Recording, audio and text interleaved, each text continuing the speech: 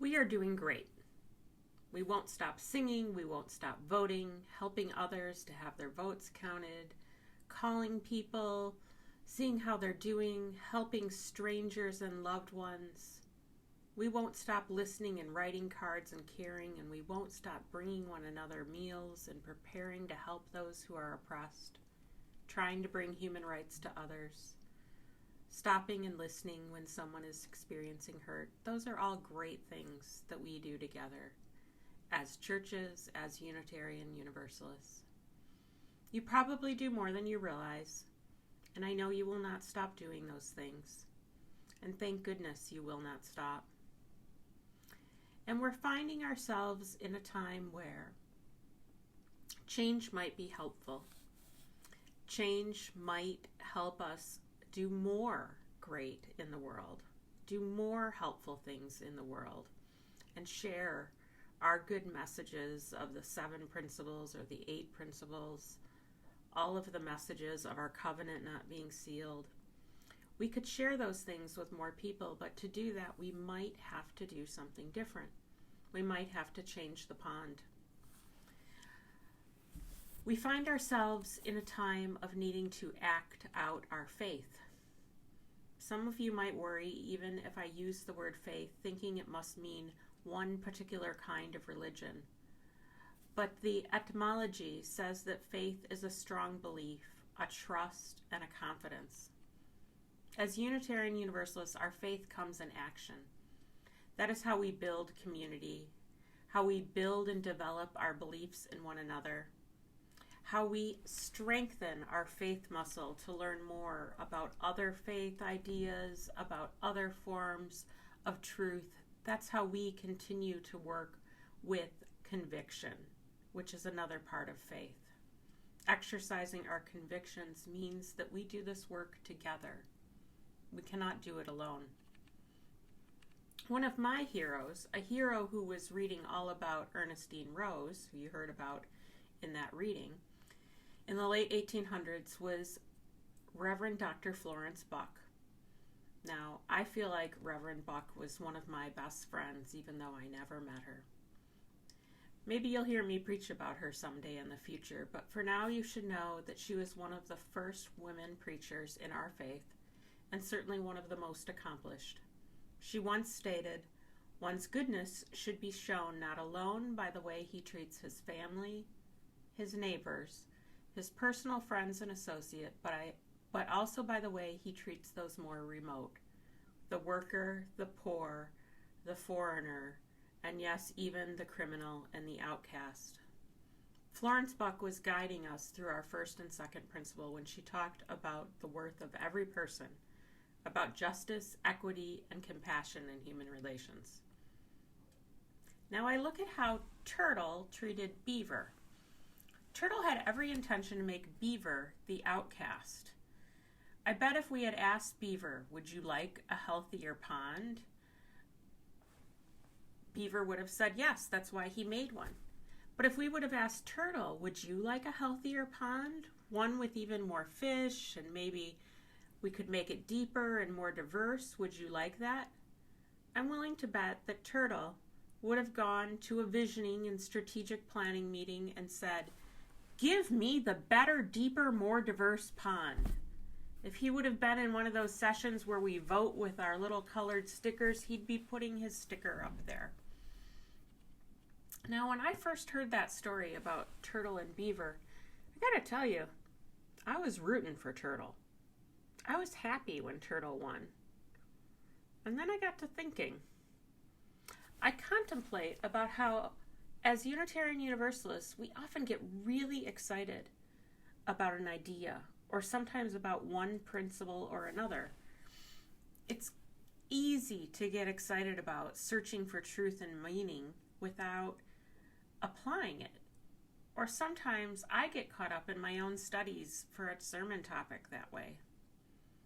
Then as soon as Beaver shows up and he's rearranging the pond, Turtle says, "Hey, look, I need Beaver out of here. I'll outsmart him.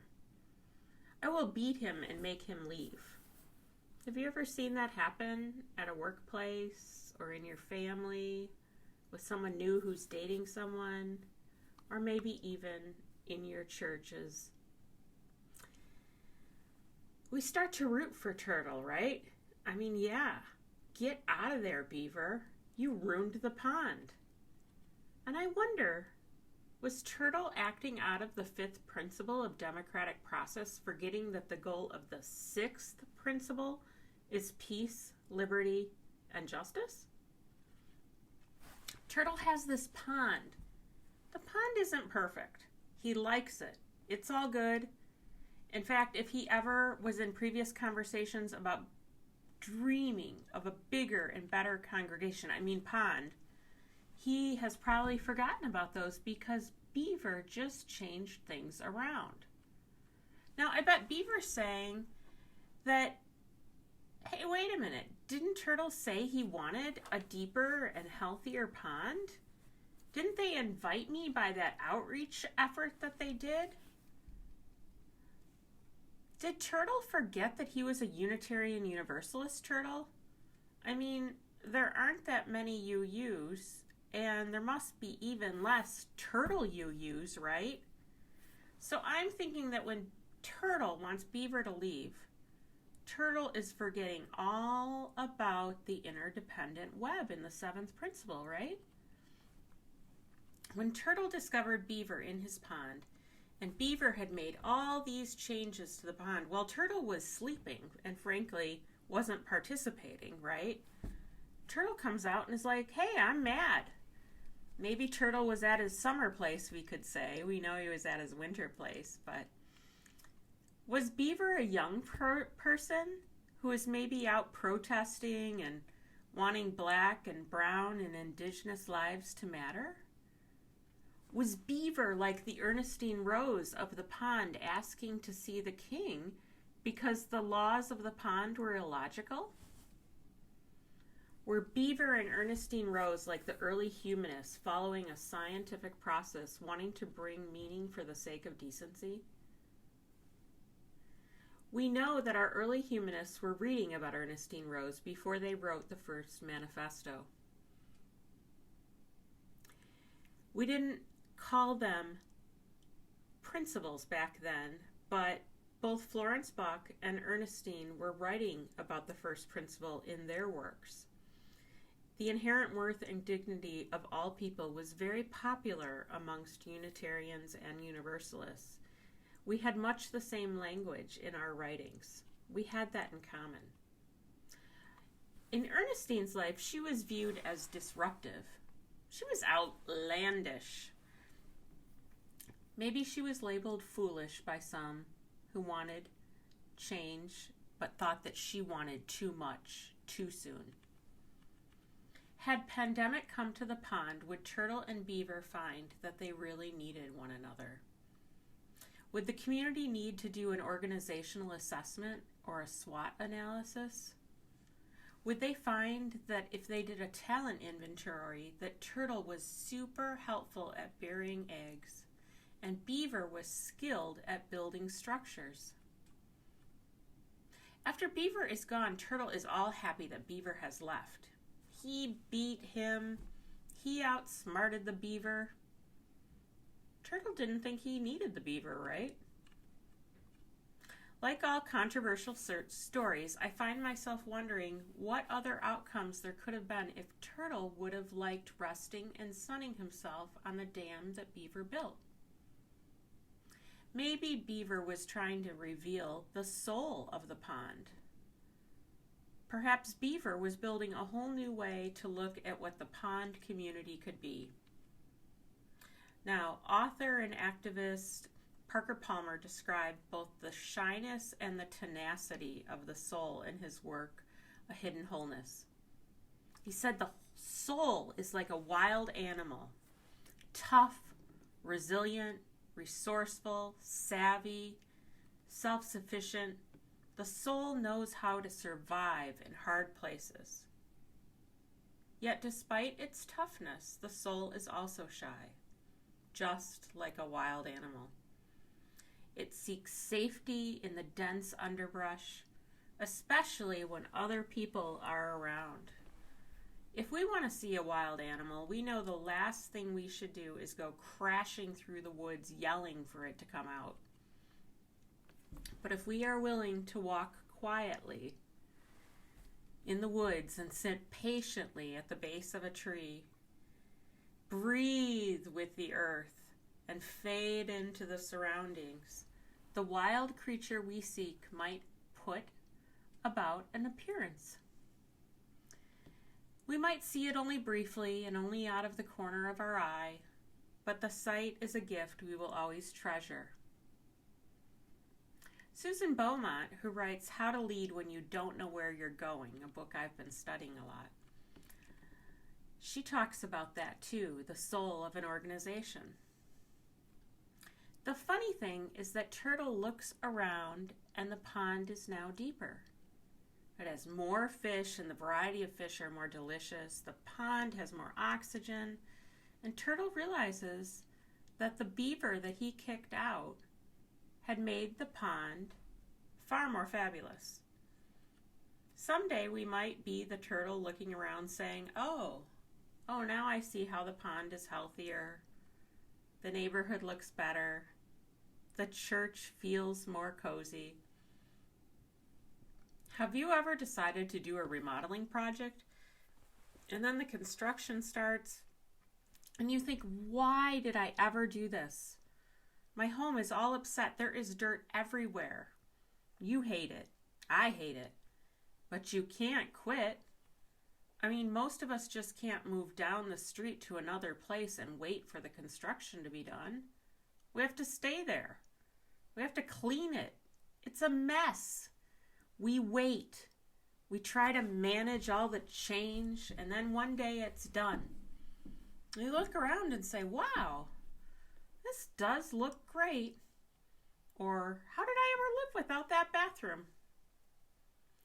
Now, author Susan Beaumont, who wrote the book on liminal space that I sometimes quote, talks about finding that soul of an organization, the soul of a church.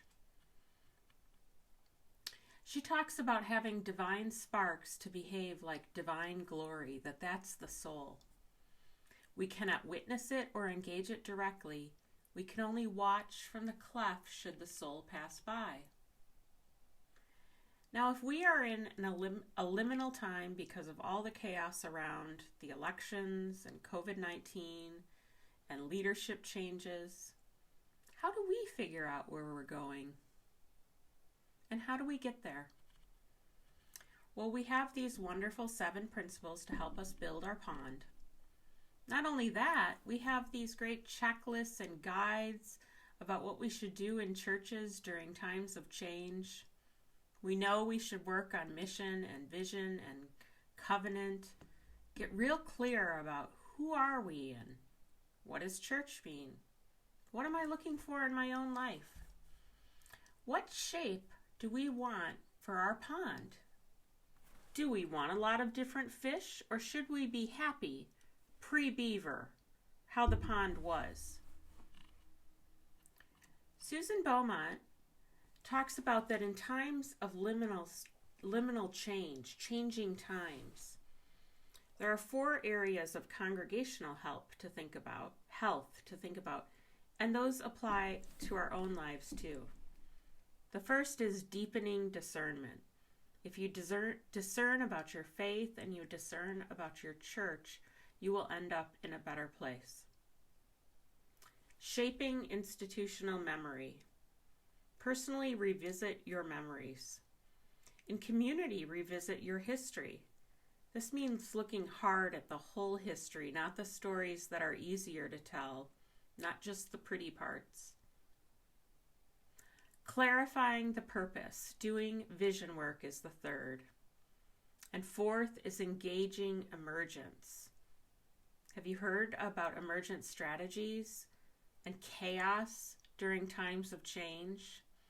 And that resulting in murmuration, like how packs of birds fly together? There is a chance to bring that today and sail through the sky. Now, once the construction is done on any given project, I never hear anyone say, wow, I wish I could get rid of that extra bathroom. Or why did we put in this deck? No one does that. We all get used to the new features. In Japan, you can go on retreats to Buddhist shrines and you can sweep or rake all day long. That's spiritual practice, doing these repetitive exercises. And you don't have to go all the way to Japan to do that. How many times have you seen a group, whether it's here at your church or with a family member or another group, and you start to work on a project together, and that becomes story. You look at what you can get across, right? What can you accomplish? Maybe for someone it could be about writing postcards like a lot of you have done to encourage people to vote. Maybe it's that repetitive act of chopping vegetables to make soup. This is how we tend our soul and how we tend the soul of an institution. As a community, we need to do our deepening, our group discernment, and our, what I like to call, pathetic spiritual practices. Not fighting one another for the pond, but instead figuring out how we all work on the pond together, highlighting our different talents, and personally taking care of deepening our spirit by discerning different passages that you may want to read together and as a group or as a family. When you read something together, you reflect, you pause, you ask ourselves, how does this apply to us? Just like in a construction project, we might get a few weeks or months in and wonder if it'll ever be done. I wonder if Ernestine Rose thought she would ever see the end of slavery, or if she would ever be able to open a bank account in her own name. Was Ernestine just shining a light on issues she wanted her elders to pay attention to? Are we trying to outsmart the beavers and get them to leave? Or do we want the schools of fish swimming in our ponds? Construction sucks. COVID is a huge bummer. There are all kinds of ways that times of change are no fun, and yet change is the only constant. Even with road construction, the new road sounds like such a great idea. It'll be faster to get to school or work, or to go visit a family member, but before it gets built, you get routed all over the place. It takes forever. But you don't get to say, well, I'm not going to work anymore, not coming to school till the new road is done. We don't call in for construction. Sorry, can't be there, construction. I'll be back in a year. You know who was reading Ernestine Rose's columns and attending her speeches? Unitarian and Universalist leaders. They were attending the suffrage rallies. They were talking about the right to vote. They were attending the temperance conventions and asking why Indigenous, Mexican, and Black people in this country were not treated like a whole person.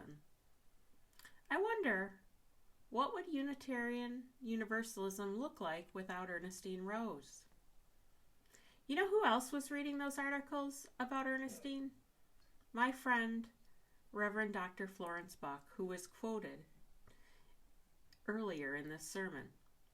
I know for a fact that when Reverend Dr. Florence Buck asked too many questions, she was penalized by the AUA, the predecessor to the UUA.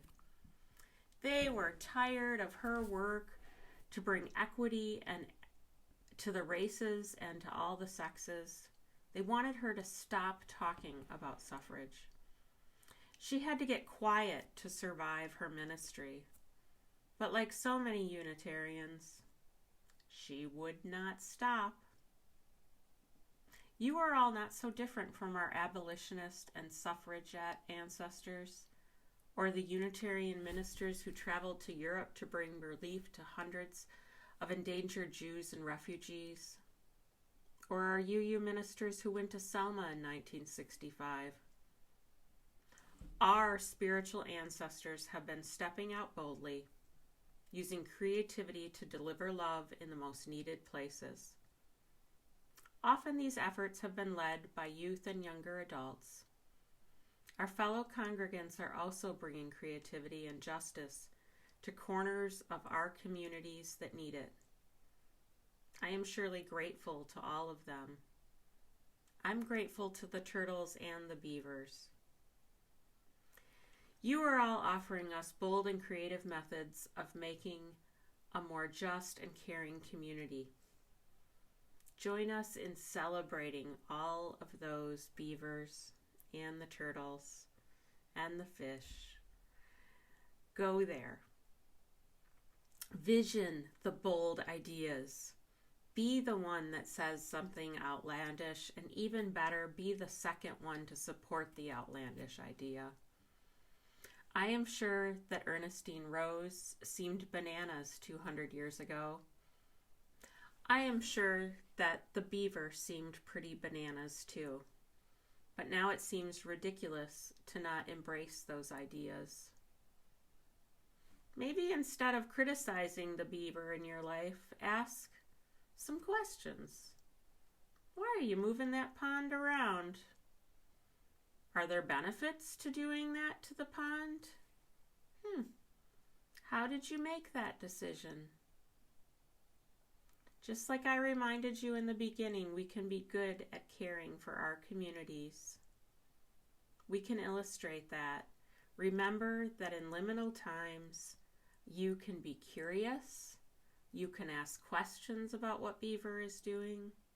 Beaver, you can be gentle with the turtles. Think about our heroes who have gone out and accomplished so much during times that their ideas seemed outlandish. Hold on to your spiritual practices, the ones you do individually and as a group. Don't make big decisions in liminal times. Watch, pause, stay curious, observe when nothing else is clear. Clear is kind, my friends. Until you are clear, go in wonder. Go in celebration of the trailblazers. Be open to being led when you don't know where you are going.